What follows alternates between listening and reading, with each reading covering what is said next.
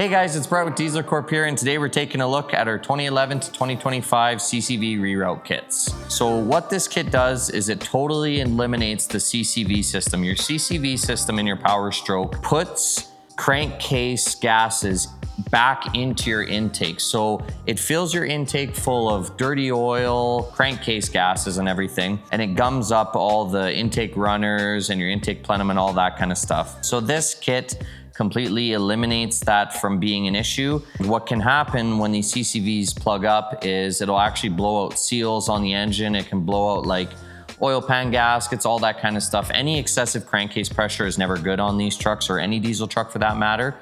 So this eliminates that. So it comes with a hose that you can vent right to atmosphere, and then it comes with all the plugs, fittings, zip ties, O-ring, and hardware. So I have this exact kit on my 2020 Powerstroke, and I have noticed an immense change in it.